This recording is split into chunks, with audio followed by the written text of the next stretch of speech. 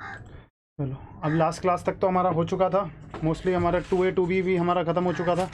2A 2B तक ख़त्म कर लिया था हमने, है ना। तो इस क्लास में हम देखेंगे क्या चीज़, GSTR 4 के बारे में देखेंगे।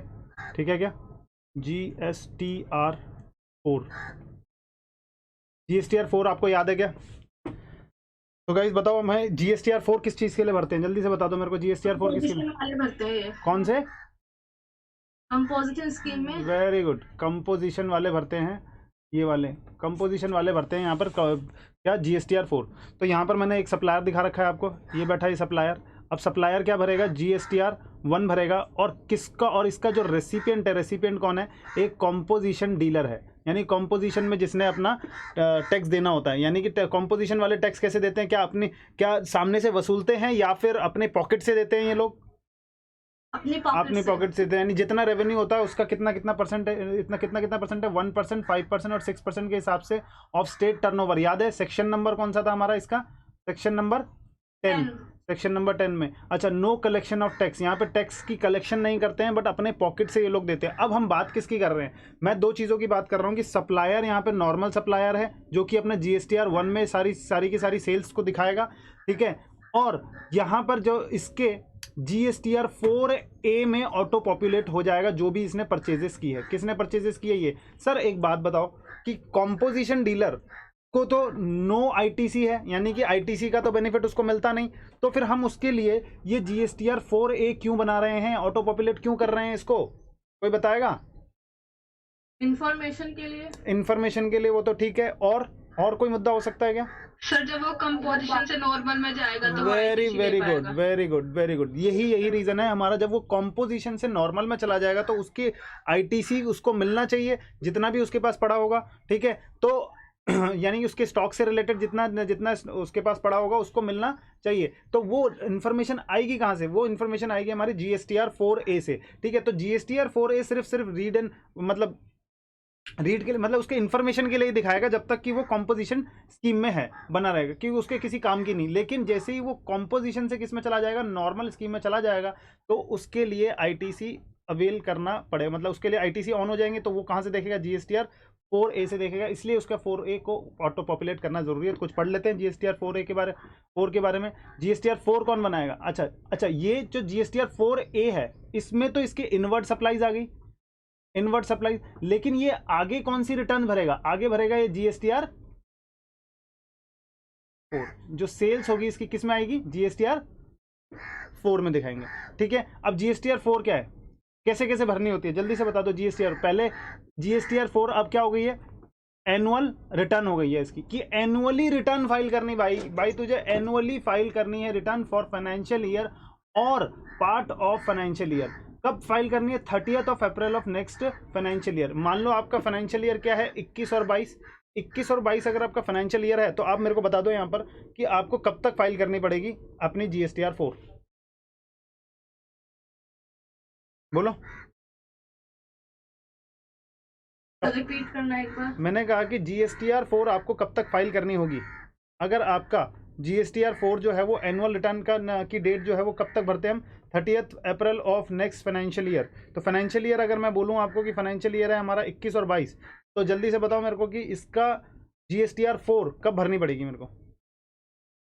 30 अप्रैल 2023। 2022 और 23? 22 आएगा ना इसका फाइनेंशियल ईयर। नेक्स्ट कौन सा हो जाएगा, अप्रैल। असेसमेंट ईयर में प्रीवियस ईयर में ही होगा, प्रीवियस ईयर में ही तो होगा ना, फाइनेंशियल ईयर के नेक्स्ट जैसी फाइनेंशियल ईयर तुम्हारा खत्म होगा उसका। अरे यहाँ पर असेसमेंट ईयर कहाँ से आ गया, वो कहाँ चले गए हो आप इनकम टैक्स ज्यादा पढ़ रहे हो लग रहा है। यहाँ पर फाइनेंशियल ईयर तो पूरा होता है ना। हाँ, नहीं असेसमेंट ईयर यहाँ पर कुछ का कॉन्सेप्ट ही नहीं है ना। GST में असेसमेंट ईयर कब पढ़ा हमने, फाइनेंशियल ईयर, हम फाइनेंशियल ईयर को ही डील करते हुए आ रहे हैं कि फाइनेंशियल ईयर का नेक्स्ट में हमने वो भरना होता है। ठीक है, तो वो असेसमेंट ईयर जो है वो हमारा इनकम टैक्स में है। ठीक है ना, यहाँ पर कोई भी कॉन्सेप्ट नहीं है असेसमेंट ईयर वगैरह का। यहाँ तो हम मंथली डिसाइड कर देते हैं कितना टैक्स देना है, कितना क्या देना है, इस मंथ का नेक्स्ट मंथ में देते हैं। ठीक है, तो यहाँ पर एनुअल रिटर्न जो है हमारी कॉम्पोजिशन सप्लायर को बोला कि भैया टेंशन ना ले, तेरे को एक ही रिटर्न भरनी पड़ेगी।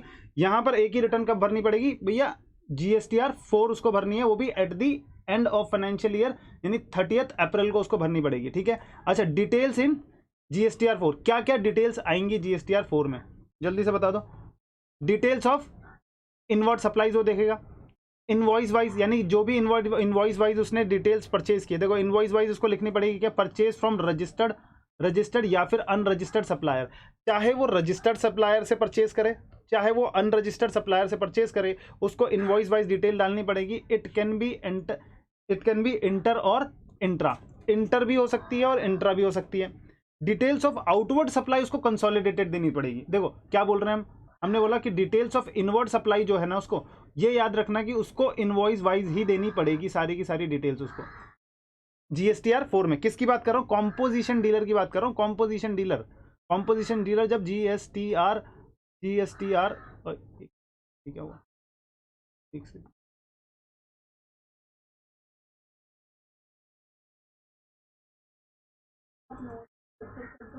हाँ व्हाट्सएप कर दूंगा, पूरा PDF बना रखी है मैंने, डाल दूंगा तुम्हें इस PDF को ही।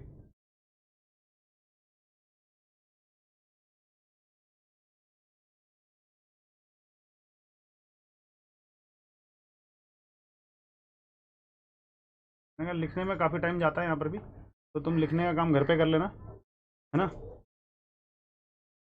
ये बेटर रहेगा। अच्छा, इनवॉइस वाइज का क्या मतलब हो गया, परचेज फ्रॉम रजिस्टर्ड और अनरजिस्टर्ड सप्लायर आ गया। परचेज फ्रॉम रजिस्टर्ड और अनरजिस्टर्ड यानी कि अगर मैं GSTR4 भर रहा हूँ तो 4 में मेरे को जो इनवर्ड सप्लाई की भी डिटेल देनी है और आउटवर्ड सप्लाई की भी डिटेल देनी है। जैसे हम नॉर्मल सप्लायर क्या भरता, 3B भरता था, उसमें उसको अपनी परचेज के बारे में भी ब्यौरा देता था और सेल के बारे में भी ब्यौरा देता था।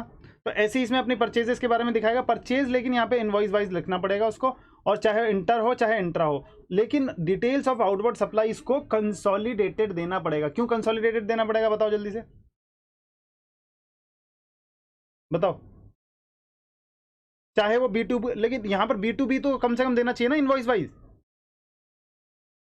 सर ITC तो ले ही नहीं पाएगा ये। ये नहीं, इसकी बात कर रहे हो या फिर सामने वाले की बात कर रहे हो जिसको ये सेल करेगा, हम आउटवर्ड की बात कर रहे हैं। ये भी नहीं ले पाएगा, सामने वाला ले पाएगा। बोलो सोचो, कॉन्सेप्ट सामने वाले को ITC मिलेगा कैसे जब उसने पे ही नहीं किया, ये तो अपनी पॉकेट से पे करता है ना। यस सर, सामने वाला नहीं ले पाएगा, सामने वाला नहीं ले पाएगा, इसलिए जब सामने वाले को लेना ही नहीं। अच्छा, B2C होता है तो कंसोलिडेटेड हम डाल देते हैं डिटेल्स, क्योंकि सामने वाले को तो भाई क्रेडिट चाहिए नहीं इनवॉइस वाइज, ठीक है, ऐसी कॉन्सेप्ट चलता है ना हमारा। तो यहाँ पर कंसोलिडेटेड डिटेल्स चाहे वो B2B हो चाहे B2C हो, उससे फर्क क्या पड़ता है। सामने वाला B2B भी अगर खरीद रहा है तो वो टैक्स तो पे ही नहीं कर रहा है इसको, और ये वसूल नहीं रहा उससे, ये तो अपनी पॉकेट से पे कर रहा, तो सामने वाले को क्रेडिट क्यों मिलेगा। तो इसीलिए यहाँ पर क्या बोला, कोई भी सप्लाई हो सीधी सीधी बात बता दो आपने कौन से कितनी सप्लाई की है, not invoice wise and only intra state supply. बताओ इंटर स्टेट सप्लाई भरेगा क्या, बोलो ना, क्यों नहीं भरेगा इंटर स्टेट सप्लाई, रीजन। अरे इंटर स्टेट भरेगा तो इसको कंपोजिशन में मिलेगा कहाँ, भूल गए क्या, सेक्शन नंबर 10।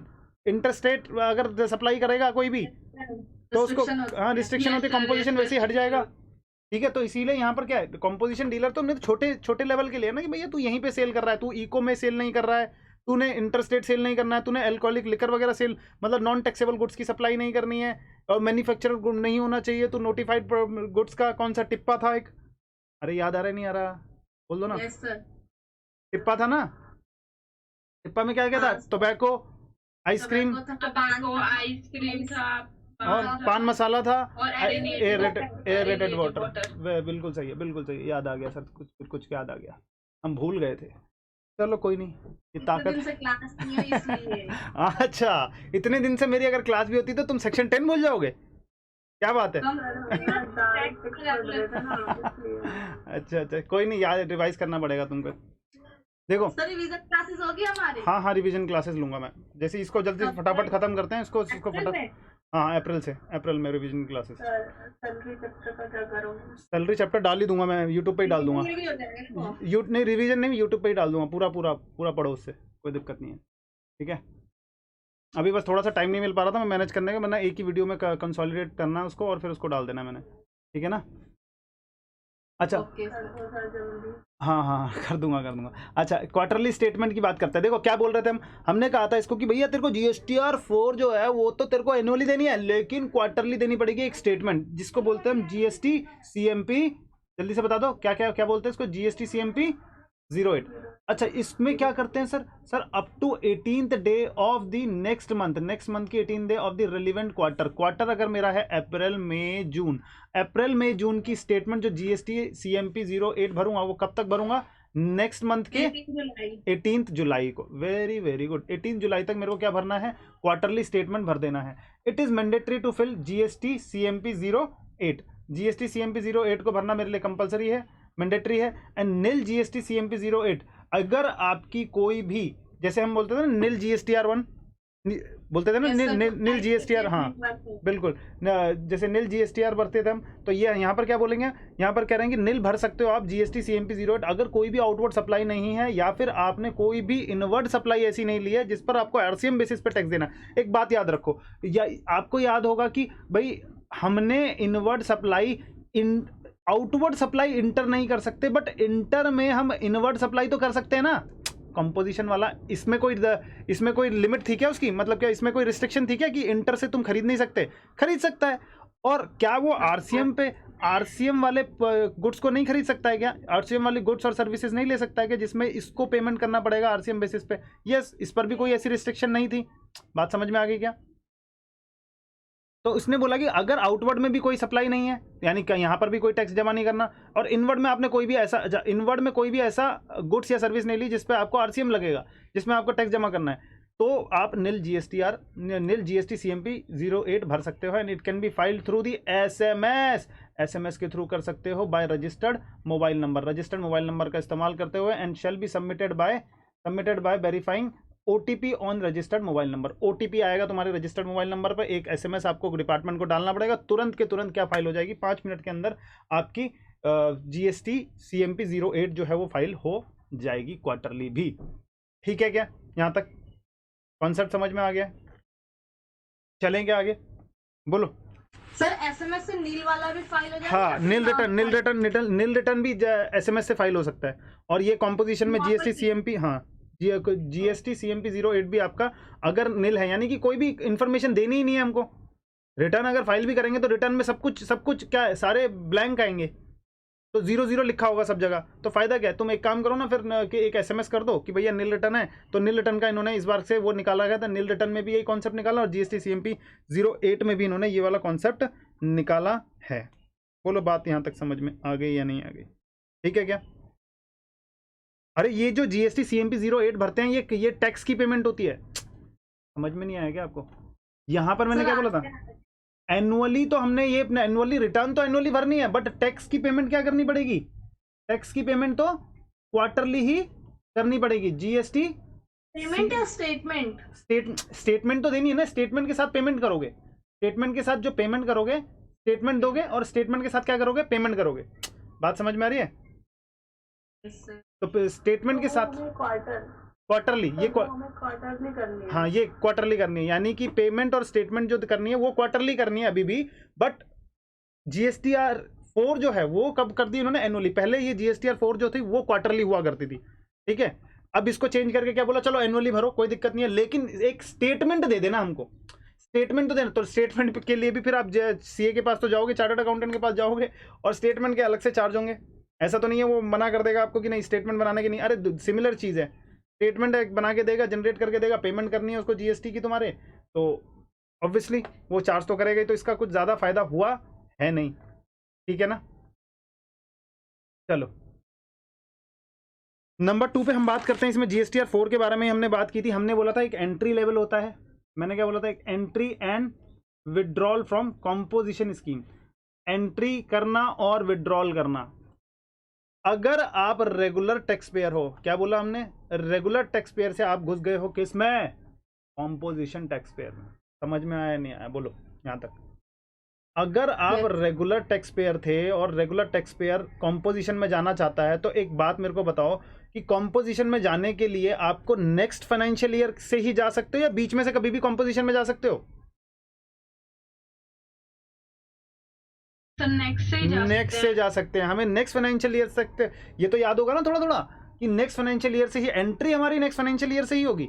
अगर हम रेगुलर स्कीम में हैं और मेरे को कॉम्पोजिशन में जाना तो मेरे को नेक्स्ट फाइनेंशियल ईयर से होगी। लेकिन अगर मैं कॉम्पोजिशन को छोड़ना चाहता हूँ, एग्जिट करना चाहता हूँ और रेगुलर स्कीम में जाना चाहता हूँ, या किसी भी रीजन के लिए हो, तो वो तो कभी भी जा सकते हो। ब्रीच कर दो अपने क्या नाम है कंडीशंस को, तो आप कभी भी आ जाओगे नॉर्मल में, ठीक है। तो यानी कि दो ऑप्शन है। अब यहाँ पर करना क्या क्या है, देखो रेगुलर टैक्स पेयर कर क्या रहा होगा, 1 2 3 कर रहा होगा।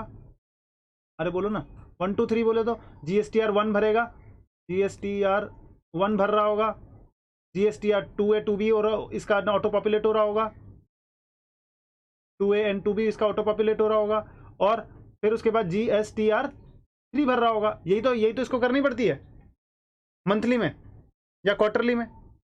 अरे बोलो ना, यही तो है, दो चीजें होंगी ना, या तो मंथली करेगा या तो क्वार्टरली करेगा, ठीक है। GSTR 3B, GSTR 1 और 3B। अब यहां पर कॉम्पोजिशन में आते ही इसको क्या करना है, अब एक एनुअल रिटर्न भरनी है और एक क्वार्टरली स्टेटमेंट भरनी है। क्वार्टरली स्टेटमेंट GST CMP 08 में भरनी है। तो अब यहां पर जैसे ही वो एंट्री करेगा इसके अंदर में, तो क्या करना पड़ेगा, ऑप्टिंग फॉर स्कीम कौन सा है, जल्दी बता दो, स्कीम कौन सा है, ऑप्टिंग फॉर कॉम्पोजिशन स्कीम में जाएगा। तो करेगा क्या, statement and return relating to the period prior to opting for composition scheme to be filed, यानी कि स्टेटमेंट्स और जो भी रिटर्न्स पेंडिंग है। एक बात बताओ मेरे को, इसका एनुअल रिटर्न वगैरह पेंडिंग रहेगा नहीं रहेगा नेक्स्ट ईयर में? ये नेक्स्ट ईयर में कॉम्पोजिशन में तो चला जाएगा, लेकिन इसकी अगर 21 और 22 है, 21 और 22 का फाइनेंशियल ईयर है, तो इसकी एनुअल रिटर्न्स पेंडिंग रहेगी या नहीं रहेगी, बोलो ना। नेक्स्ट ईयर में तो भरता है annual return pend up to 30th दिसंबर तक,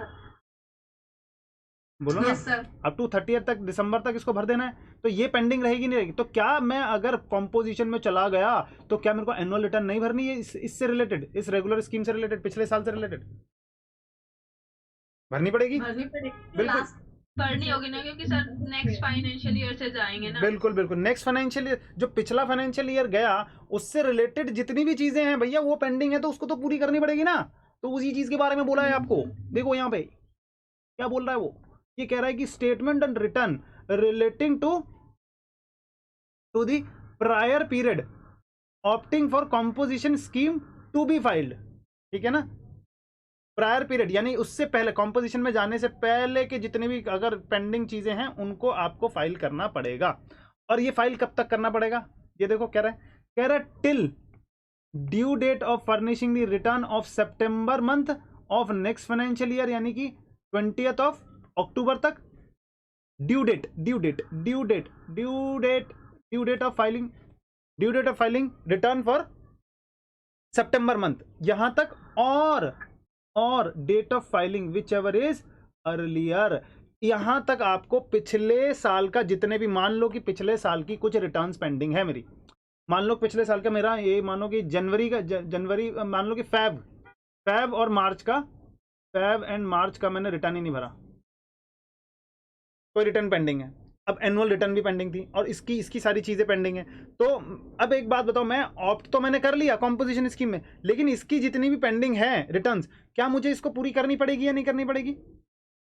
यस, उसका ब्यौरा तो पूरा देना पड़ेगा। वो कब तक देना है, वो कह रहा कि भैया ड्यू डेट ऑफ सितंबर की ड्यू डेट का जो मतलब सितंबर की मंथ की रिटर्न का जो ड्यू डेट है 20th अक्टूबर, और अगर उससे पहले फाइल कर दिया आपने क्या एनुअल रिटर्न, तो जब एनुअल रिटर्न फाइल करोगे, तो जब एनुअल रिटर्न फाइनली फाइल करने से पहले वो पूरे के पूरे फाइनेंशियल ईयर का सब कुछ क्लोज करना है तुम्हें।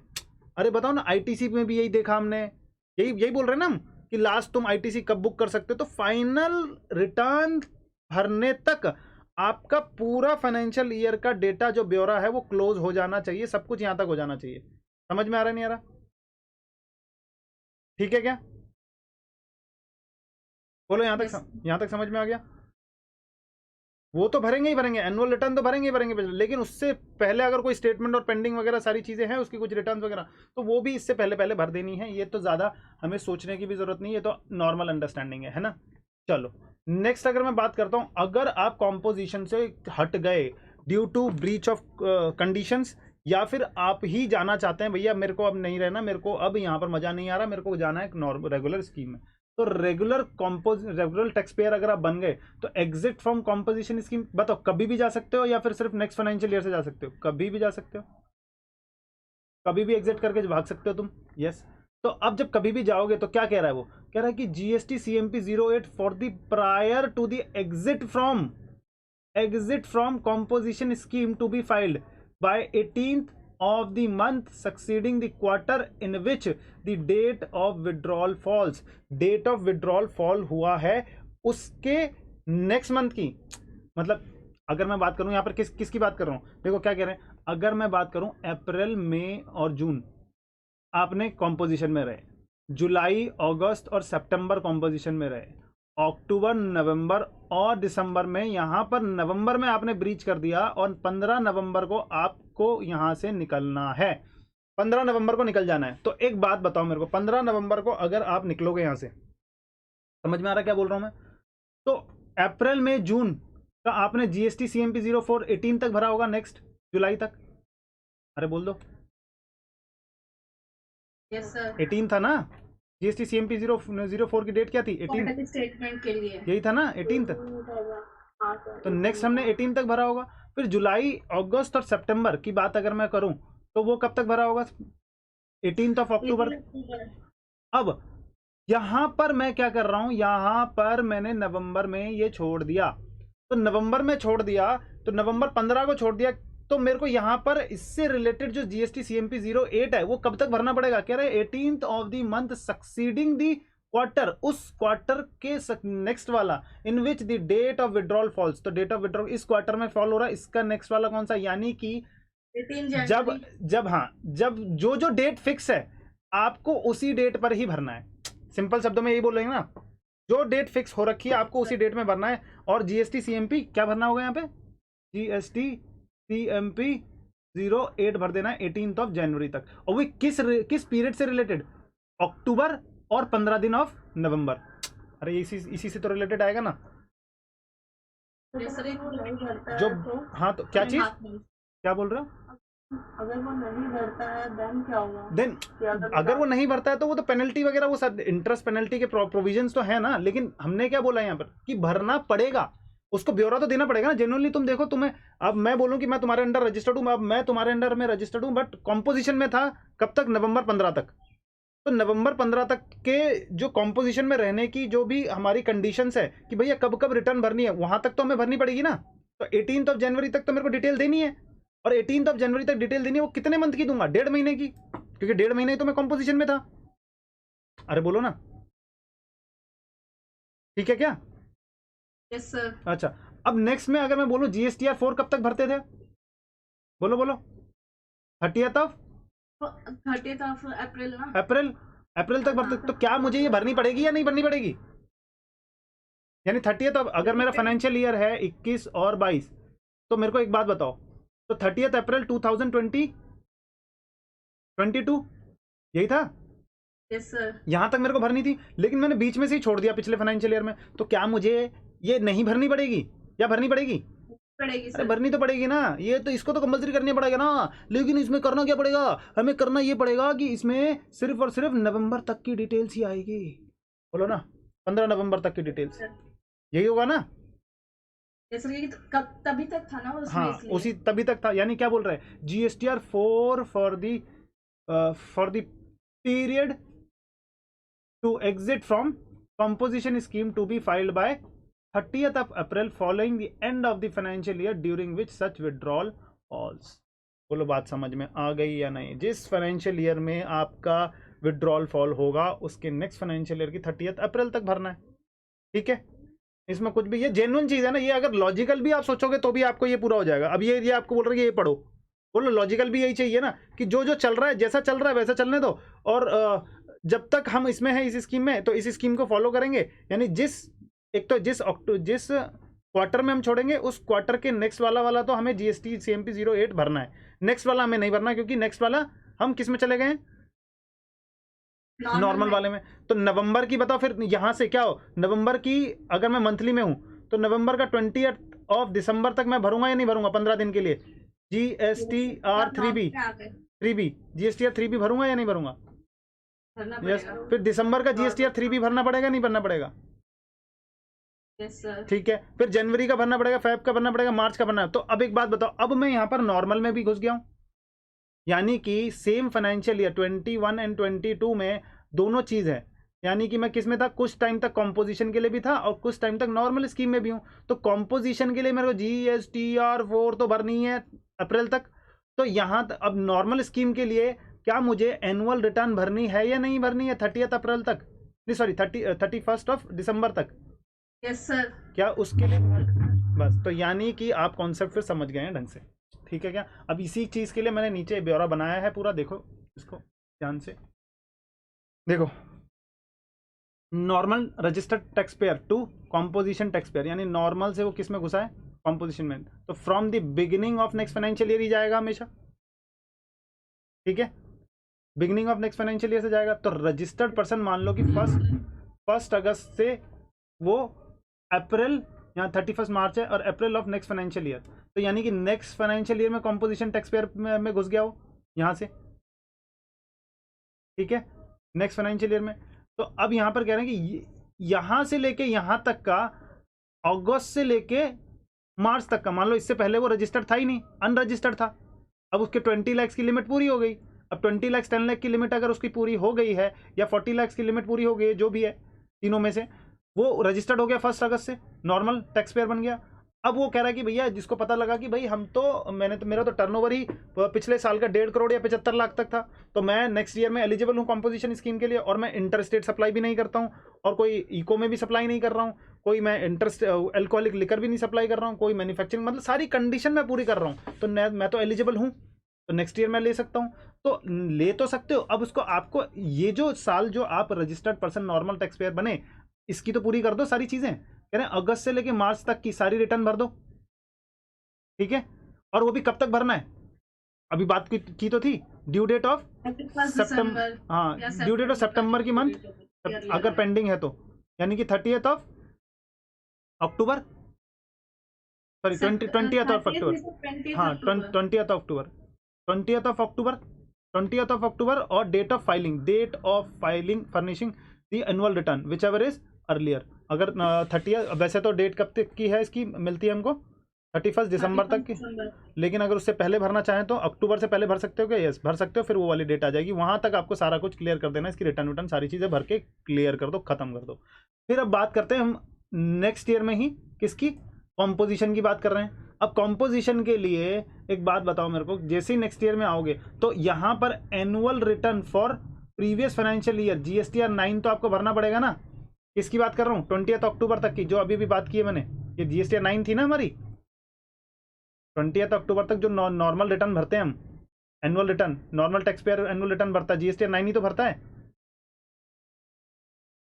याद आ रहा है कुछ नॉर्मल टैक्स पेयर GSTR 9 भरता है एनुअल रिटर्न, ठीक है। और कॉम्पोजिशन वाला क्या भरेगा, कॉम्पोजिशन वाला GSTR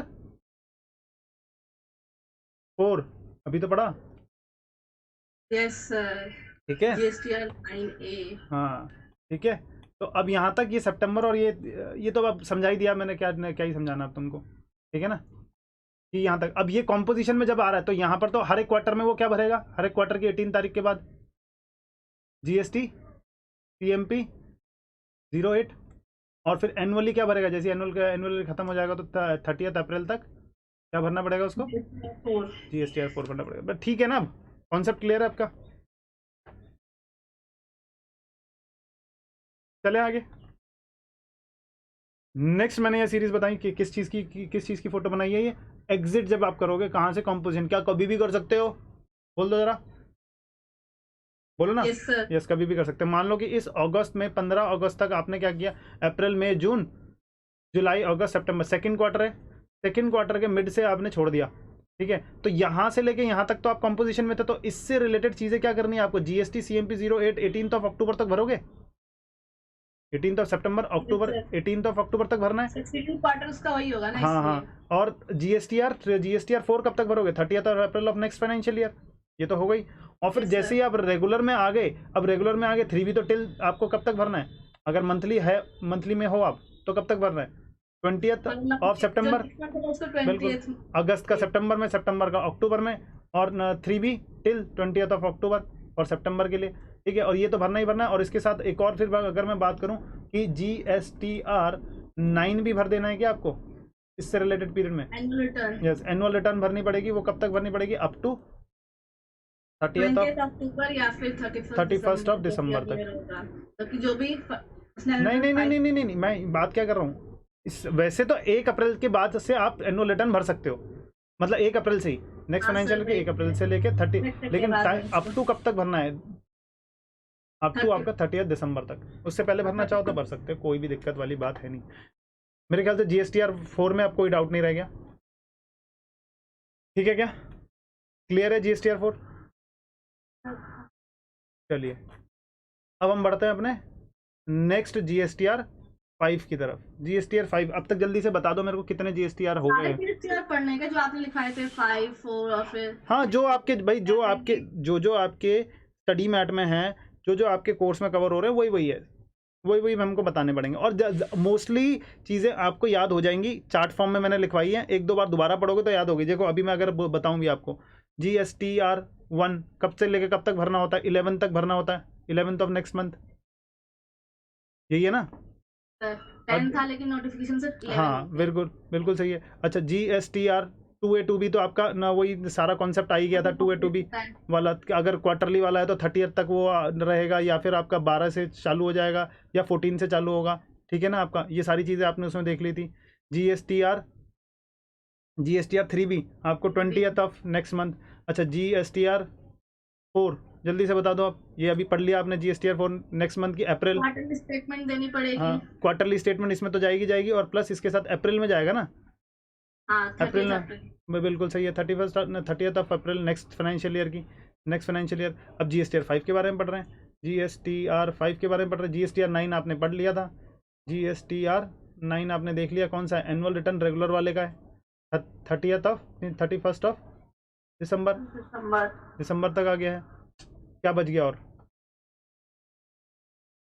कॉन्सेप्ट ही है, मैं बोल रहा हूँ ना, लास्ट में आपको समराइज हो जाएगा, आपके दिमाग में ही समराइज हो जाएगा कि भाई मेरे को इसकी डेट्स याद हो जाएंगी, और मेरे को पता है कि ये क्यों भरनी पड़ती है और किसको भरनी पड़ती है, ये याद है। आप थ्योरी ऐसे ही लिख दोगे वहाँ पर, समझ रहे हो क्या बोल रहा हूँ मैं? अब NRTP के बारे में बोल रहा है, तो NRTP का कॉन्सेप्ट आपको पता है? NRTP का कॉन्सेप्ट क्या है?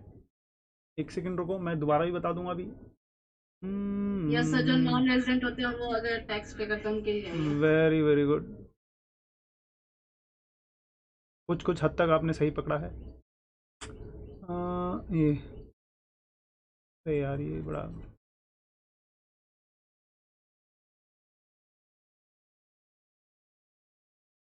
देखा, हमारी पेन की नेव कभी नहीं होती है।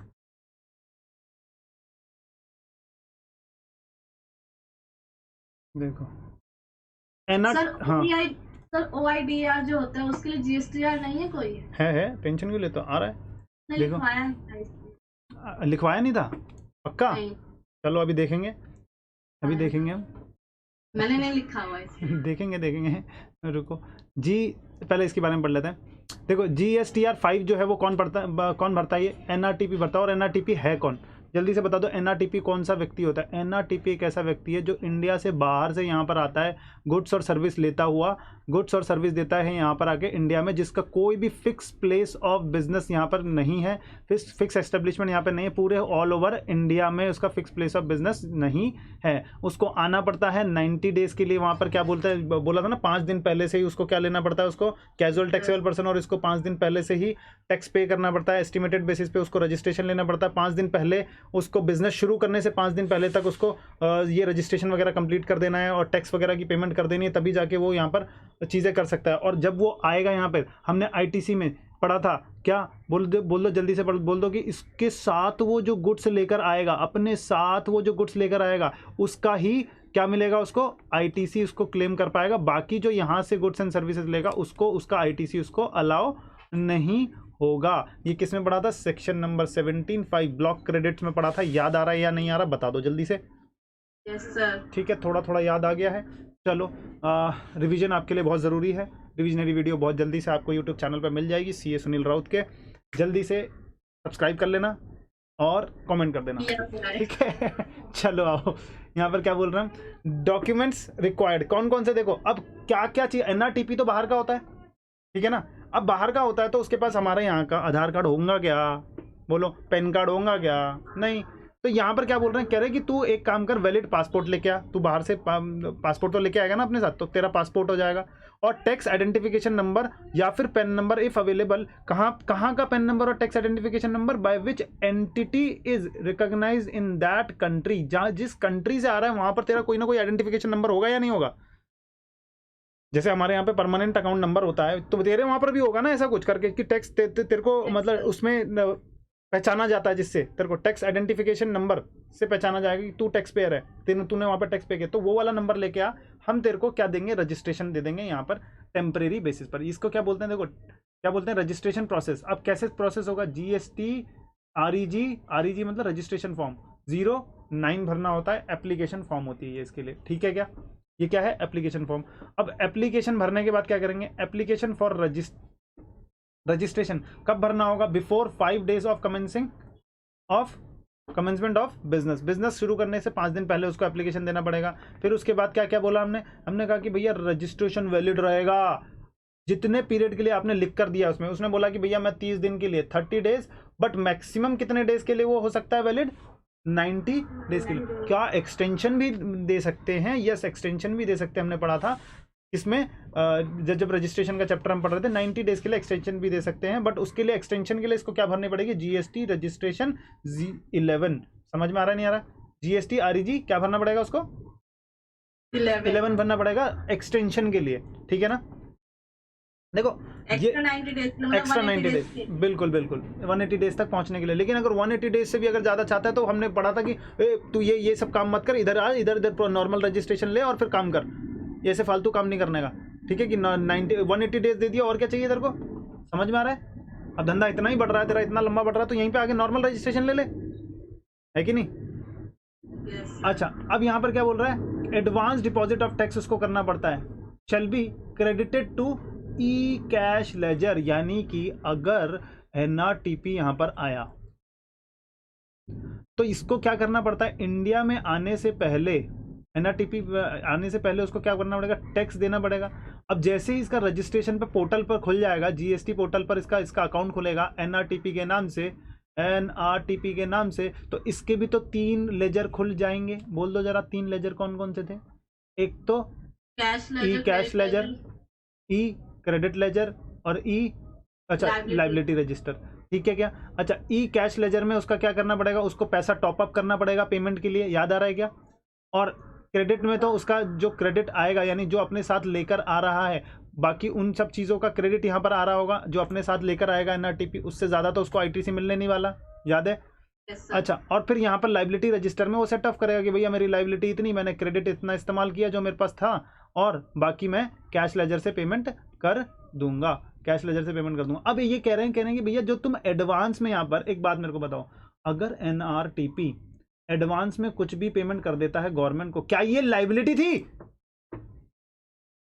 नहीं लाइबिलिटी नहीं है, यानी कि उसका पैसा हम अपने पास पहले से रख रहे हैं रिजर्व करके, अरे बोलो ना, कि कहीं वो लाइबिलिटी ना देते हुए भाग ना जाए यहाँ से, और अगर भाग गया तो हमारे लिए पकड़ना उसके लिए अब हमारे लिए मुश्किल है, तो यानी कि तुम्हारा पैसा बिजनेस ही नहीं है, बिल्कुल सही है। अच्छा अब यहाँ पर एक बात सोचो, तो उसके कौन से लेजर में जाना चाहिए वो पैसा, कैश लेजर में टॉपअप हो जाएगा ना, जैसे वो टॉपअप करते हैं, वही तो है सिमिलर कॉन्सेप्ट। भैया तुम पहले, हमें क्या करना पड़ता है, यहाँ पर इंडियंस को यहाँ पर क्या बोलना पड़ता है, जो रेजिडेंट है, यहाँ पर हम कह रहे हैं कि भैया तुम तो हमारे हो, तुम एक काम करो, जैसी तुम्हारी लाइबिलिटी फिक्स रहती है, तुम्हें जब पेमेंट करनी होती है तब तुम्हें ये फैसिलिटी है कि तुम कैश में टॉपअप कर दो, मतलब कैश लेजर में टॉपअप करो और पेमेंट करो। तुम्हें तो पकड़ सकते हैं ना हम लोग, बट उन लोगों को नहीं पकड़ सकते, तो उन लोगों को बोला तुम पहले से ही टॉपअप करके रखो, ठीक है, पहले से ही पैसा डाल के रखो, फिर जैसी लाइबिलिटी आएगी लाइबिलिटी को सेट ऑफ करना।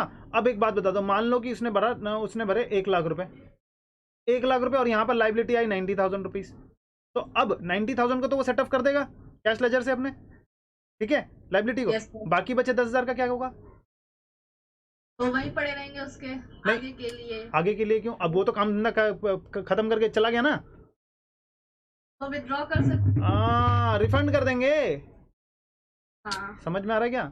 यही तो है कॉन्सेप्ट, ऐसे ही चल रहे हैं धीरे धीरे। एक नॉर्मल लेमन जैसे जो तो इसका कोई मिनिमम अमाउंट होता है क्या?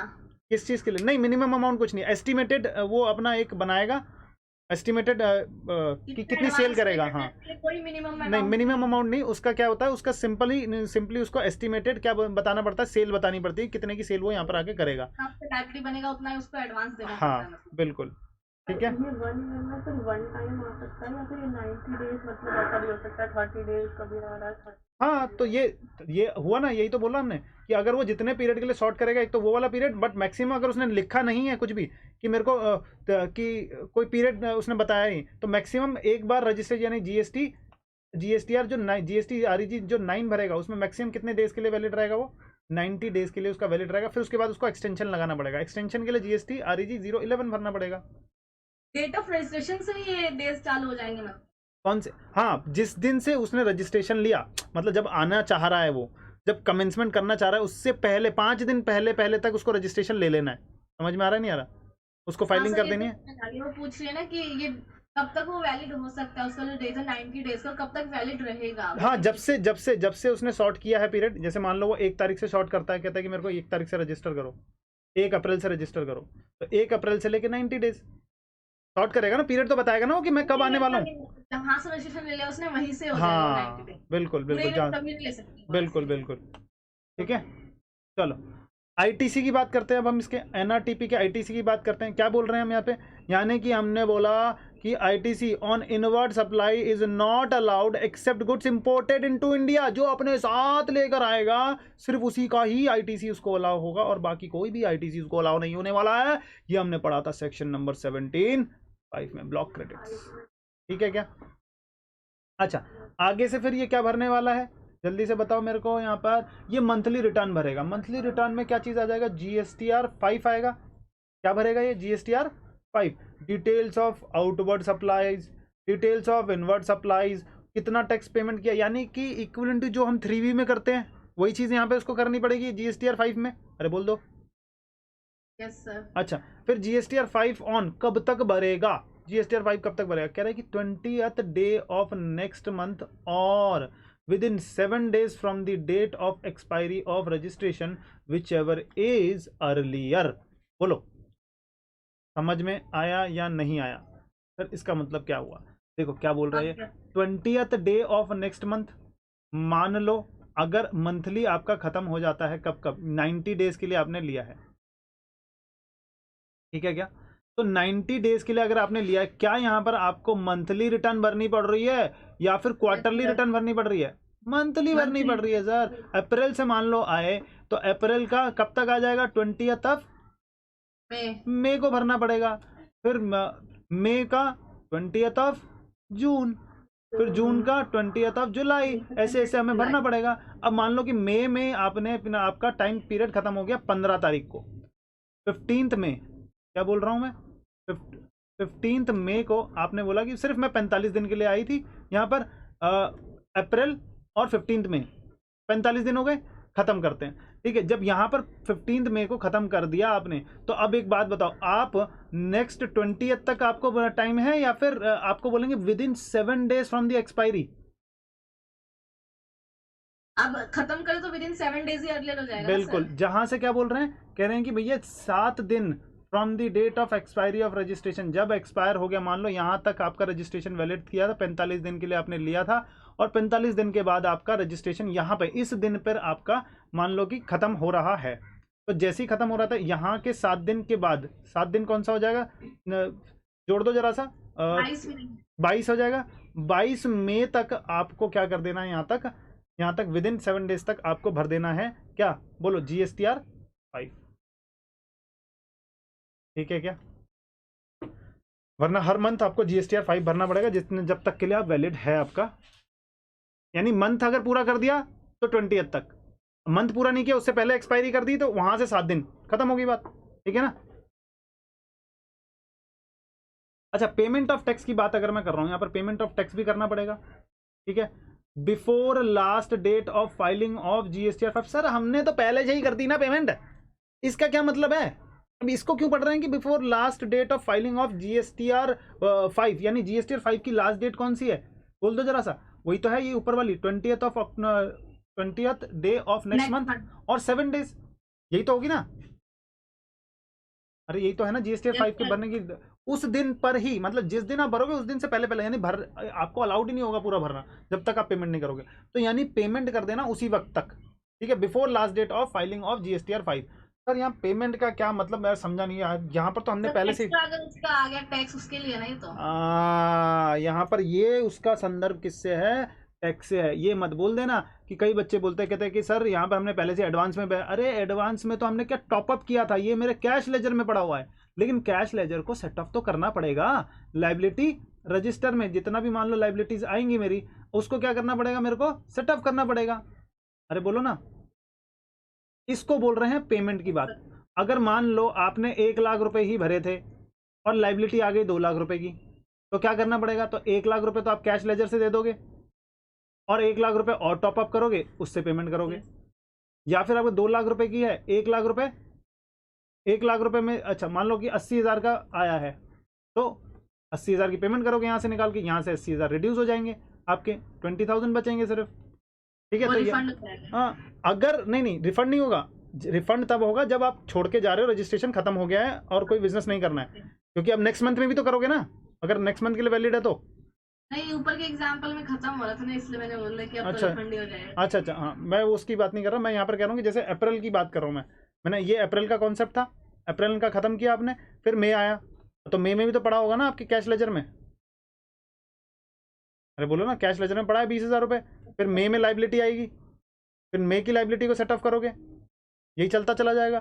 फिर यहाँ पर रिफंड की कब बात कर रहे हैं, refund of advance tax paid only when all the due returns have been filed.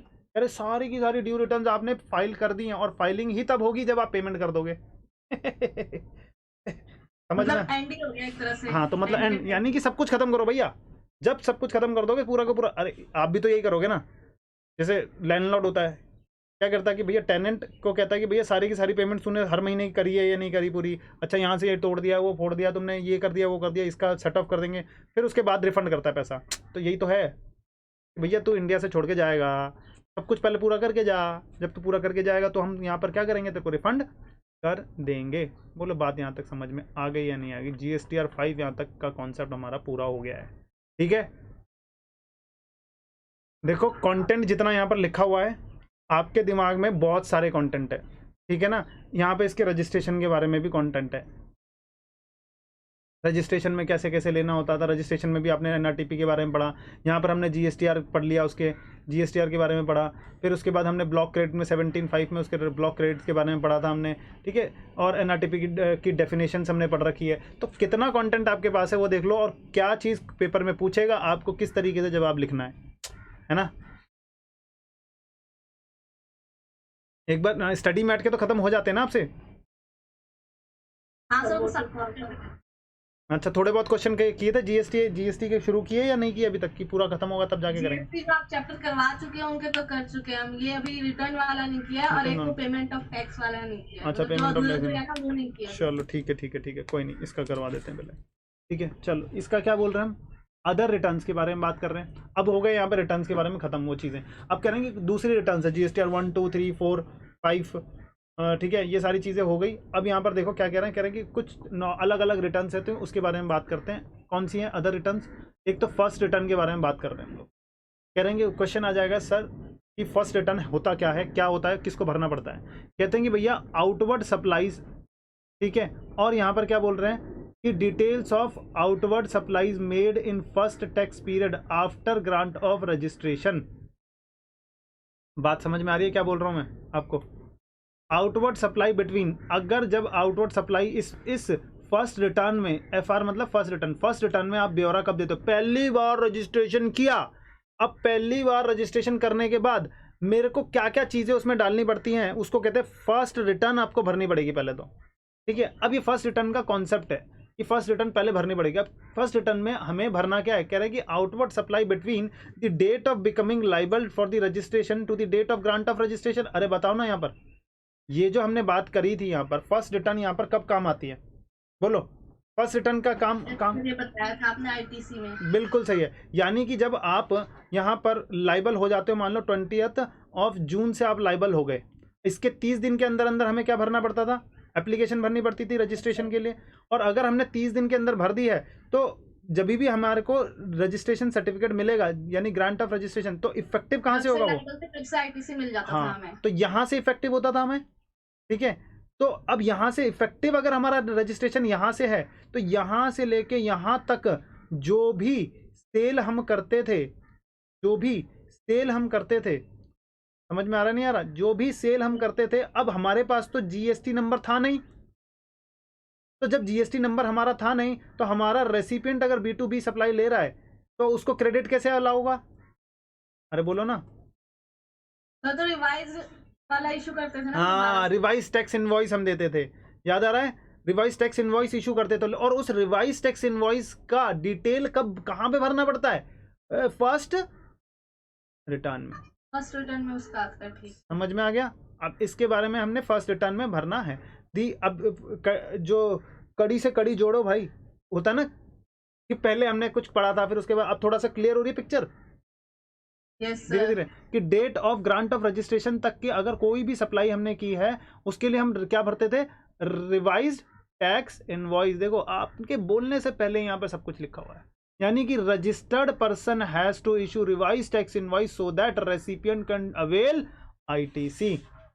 क्योंकि पहले तो मेरे पास जीएसटी नंबर नहीं था, फिर जब जीएसटी नंबर आया उसके कुछ दिन के अंदर अंदर हमें क्या भर देना है, रिवाइज टैक्स इनवॉइस इशू कर देना होता था। अब उसकी डिटेल हमें फर्स्ट इनवॉइस, फर्स्ट रिटर्न, नाम से ही पता लग रहा है फर्स्ट रिटर्न, पहली बार आए, पहली बार जो हमने रिटर्न भरनी है उसको बोलते हैं हम फर्स्ट रिटर्न। तो फर्स्ट रिटर्न में कौन सा कंटेंट आएगा, जो ग्रांट ऑफ रजिस्ट्रेशन के बाद जो भी सप्लाई की होगी उस मंथ में, एक तो वो वाली आएगी, या उससे पहले जो मंथ में की है जिसका रिवाइज टैक्स इनवॉइस, उसकी भी डिटेल्स उसमें जाएगी।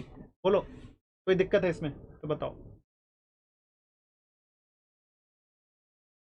मतलब वो हो गया, फर्स्ट रिटर्न सिर्फ नाम है, 30 दिन के अंदर नहीं करता है तो क्या चीज, जैसे उसका 30 दिन के अंदर नहीं करता तो जो ग्रांट ऑफ रजिस्ट्रेशन सर्टिफिकेट मिलता था उसको वहां से हम मानते थे ना। हाँ तो वहां से हो जाएगा ना। केस में वो कब इशू करेगा, रिवाइज टैक्स इनवॉइस कर सकता है इशू? नहीं, रिवाइज टैक्स इनवॉइस क्यों करेगा, फिर वो उसके पहले का इफेक्टिव डेट ही उसका कब से आ गया, अगर आप बोलो 30 दिन के बाद रजिस्ट्रेशन सर्टिफिकेट मिला। हाँ तो जब से ग्रांट ऑफ रजिस्ट्रेशन मिला वहां से इफेक्टिव आ गया। अब जब इसके बाद जब करेगा तो यहाँ पर तो उसके पास जीएसटी नंबर है, अरे बोलो ना। फिर तो यहाँ तो इफेक्टिव ही यहीं से होगा, तो वहां पर रिवाइज टैक्स इनवॉइस का कॉन्सेप्ट ही नहीं आएगा। ठीक है ना। तो जो पहला रिटर्न मतलब सीधा सीधा बोल रहा है, वो कह रहा है पहला रिटर्न जो आप भरे वो पहली बार का जो रिटर्न होता है वो, ठीक है क्या, उस रिटर्न को उन्होंने नाम दे दिया पहला रिटर्न। ठीक है, एक कॉन्सेप्ट बना के ठोक दिया तुम्हारे किसमें, स्टडी मटेरियल में, कह रहा इसको पढ़ो। आओ, एनुअल रिटर्न ऑलरेडी पढ़ चुके हो आप। All registered person has to file क्या करना है, जीएसटीआर 9 एनुअल रिटर्न भरना है, एनुअल रिटर्न भरना है। एक्सेप्ट एनुअल रिटर्न हर किसी को भरना है, एक्सेप्ट कौन से लोग, इनको सीडी दो, याद आ रहा है नहीं आ रहा है, इनको सीडी दो, हमने जीएसटीआर 1 में भी पढ़ा था ऐसा कुछ करके। ठीक है, जीएसटीआर 1 में भी पढ़ा था या नहीं पढ़ा था, इनको सीडी दो था सर।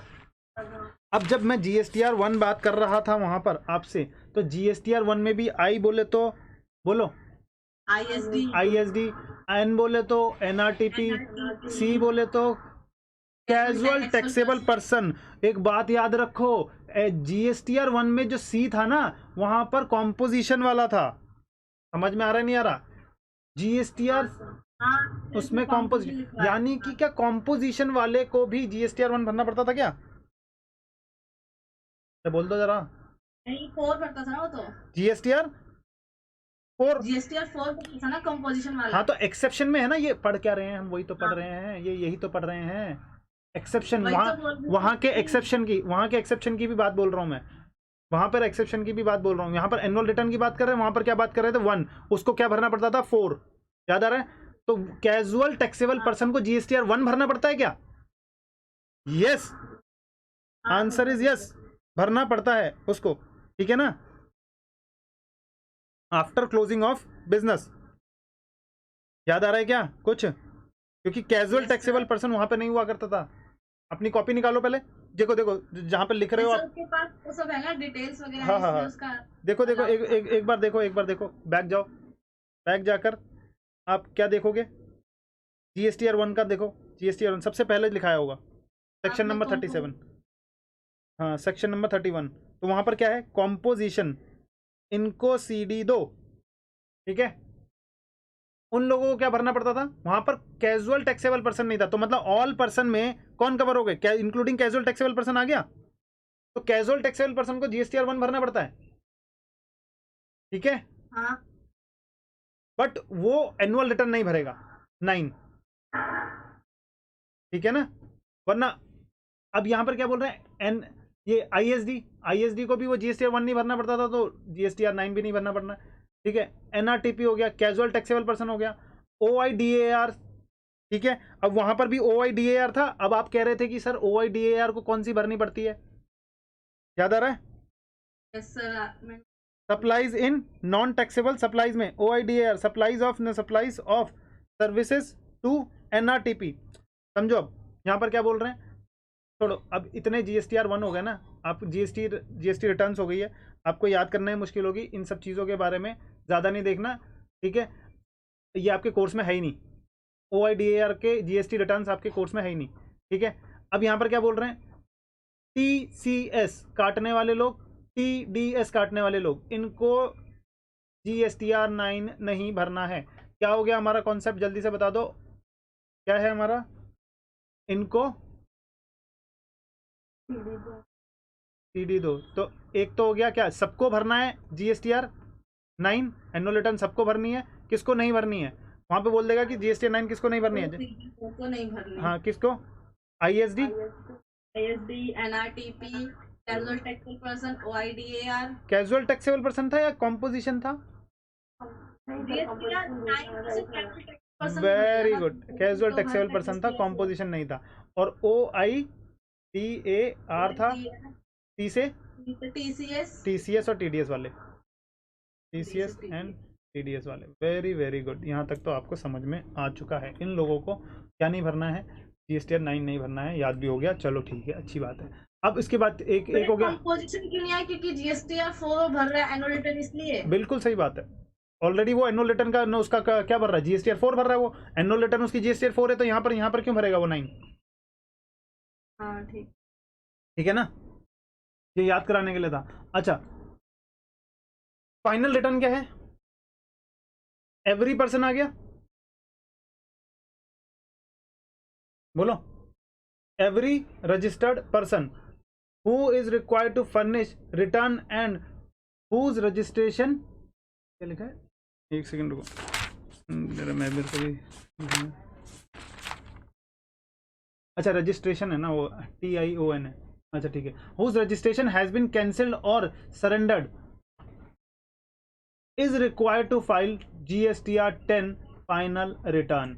मतलब अब हो क्या गया, अब आप रजिस्ट्रेशन सर्टिफिकेट को जमा कर चुके हैं, भैया हमने धंधा बंद कर दिया, मेरा कैंसिल कर दो GSTR1, GST नंबर समझ में आ रहा है नहीं आ रहा, मेरा GST रिटर्न जो है, मतलब GSTR नंबर जो है वो कैंसिल कर दो, कैंसिल कर दिया, या फिर आपने सरेंडर कर दिया, मैंने धंधा बंद कर दिया, भैया मेरे को नहीं चाहिए ये GST नंबर, मैं धंधा ही बंद कर रहा हूँ, मेरे को नहीं काम करना, ठीक है। या फिर मैं अनरजिस्टर्ड, मैंने वॉलंटरी ले रखा था, अब मैंने GSTR नंबर वापस कर दिया, तो जब आप वापस कर दोगे, यानी कि सिंपली अगर मैं बोलूँ GST नंबर आपको नहीं चाहिए और आपने कुछ पीरियड तक के लिए रखा था GST नंबर और उससे रिलेटेड रिटर्न भी आपने भरी थी, तो आपको फाइनल रिटर्न भरना पड़ेगा या नहीं भरना पड़ेगा, फाइनल एक फाइनल भर दो भैया, क्या क्या था अब बता दो। अब एक होता है जब एंट्री के वक्त क्या बोल देते हैं हम, फर्स्ट रिटर्न, जब जा रहे हो तो क्या बोल रहे हैं हम, फाइनल रिटर्न, है ना, जब GSTN नंबर लेते हो उसके बाद फर्स्ट रिटर्न, उसके बाद आप बोलते हैं फाइनल रिटर्न जब आप जा रहे हो यहाँ से। कह रहे हैं कि भैया अप्रैल टू ये 21 to 22 है, 21-22, इसमें अप्रैल मई जून जुलाई, अब जुलाई तक आप रहे, आपको मज़ा नहीं आया, कह रहे भैया बिना बात के मेरे को पैसे देने पड़ते हैं, ये करना पड़ता है, मोस्टली जो प्रैक्टिकल सिनेरियो चलता है वो आपने सबमिट कर दिया। अब सबमिट तो कर दिया, क्या आपको एनुअल रिटर्न नहीं भरना है, यस एनुअल रिटर्न आपको भरना पड़ेगा GSTR10, ठीक है, फाइनल रिटर्न। अब फाइनल रिटर्न आ गया, यहाँ पर क्या, यहाँ पर क्या भरना है, फाइनल रिटर्न किसको भरना है, जब कैंसिल कर दोगे और कुछ रिटर्न आपने भरी है। ड्यू डेट क्या है फाइनल रिटर्न भरने की, with in 3 month, with in 3 month of date of cancellation and date of order of cancellation whichever is later। समझ में आया या नहीं आया? ठीक है, जो भी बाद में है, यानी 3 महीने from the date of cancellation, जहां से कैंसिलेशन हुआ या फिर जहां पे उन्होंने ऑर्डर दिया कैंसिलेशन का। ठीक है, कैंसिलेशन का ऑर्डर, एक तो कैंसिलेशन के लिए आप भरते हो, ठीक है, और वहां पर कैंसिल कर देते हैं वो लोग, और फिर वो कैंसिलेशन ऑर्डर निकालते हैं, विच एवर इज लेटर वाला पोर्शन जो है वहां से आपका 3 महीने काउंट किए जाएंगे। ठीक है, चलो एक होता है आपका GSTR 11, GSTR 11 for person having UIN। Sir तो भी आपने बताया ना ऑर्डर ऑफ कैंसिलेशन वाला, इसमें कोई एग्जांपल देके बता दो। एग्जांपल में हमेशा तो फिर लेटर ही होगा ना ऑर्डर का, हमेशा लेटर होगा। देखो आपने कैंसिलेशन किया, date of order, date of, ये यहाँ पर दोनों चीज बता रहा है, कह रहा है कि भैया डेट ऑफ कैंसिलेशन, आपका कैंसिलेशन कब से आपने रिक्वायर्ड किया है। समझ में आ रहा है क्या बोल रहा हूँ मैं? आपने बोला कि मेरा नेक्स्ट मंथ की 15 तारीख से मेरा डेट मेरे को कैंसिल कर दो, ठीक है क्या? नेक्स्ट मंथ की 15 तारीख से मेरे को क्या कर दो, कैंसिल कर दो। आपने बोला कि नेक्स्ट मंथ की 15 तारीख से कैंसिल कर दो, तो कैंसिलेशन, डेट ऑफ कैंसिलेशन कौन सा हुआ, 15 तारीख। अब मान लो इनका ऑर्डर निकल गया यहाँ पर पहले कि ठीक है चलो ठीक है कोई दिक्कत नहीं है, 15 तारीख से आप कैंसिल कर दोगे, या आपके 8 तारीख को निकल गया, तो 30 दिन विच एवर इज लेटर कहाँ से शुरू होगा? समझ में आ रहा है? आपको ऑर्डर कैसे आ सकता है, मतलब वो डिपार्टमेंट खुद ही बोल रहा है। Date of order, order of cancellation मतलब कि डिपार्टमेंट खुद बोलेगा ना 15 तारीख से हम आपको कैंसिल कर रहे हैं। आपने माना है, आपने एप्लीकेशन पहले भरनी पड़ती है। क्या भरनी पड़ती है पहले?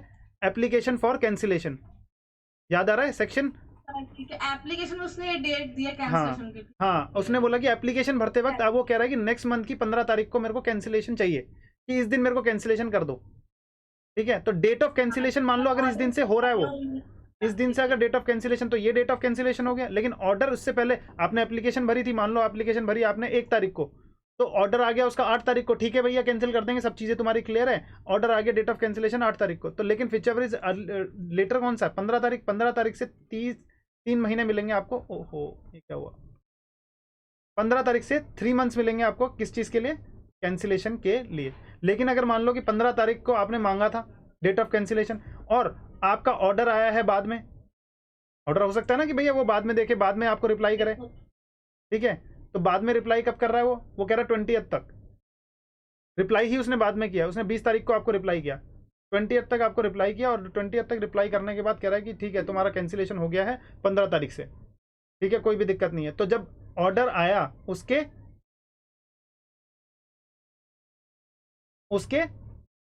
3 महीने के अंदर, बात ठीक है क्या? यहाँ पे क्लियर हो गई? चल सकते हैं आगे? अच्छा, ये क्यों नहीं चलने दे रहा है हमको आगे? हाँ, अच्छा, GSTR 11 for the person having UIN मतलब unique identification number for claiming refund of tax paid. जो टैक्स पेड करता है उसका रिफंड लेने के लिए जो चाहिए उसको। 1 सेकेंड रुको, स्टार्ट होगा।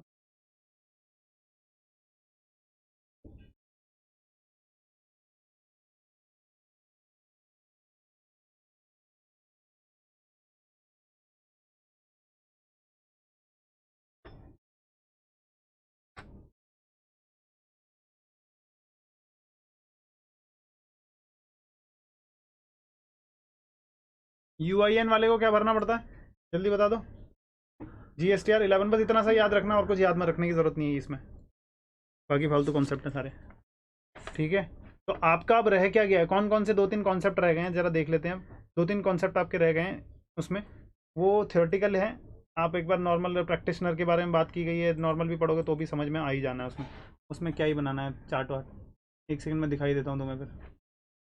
चलो, तो मतलब यहाँ तक आके मोस्टली आपका चैप्टर जो है वो एंड हो चुका है GSTR मेरी तरफ से 1 का, मतलब GST रिटर्न्स का चैप्टर जो है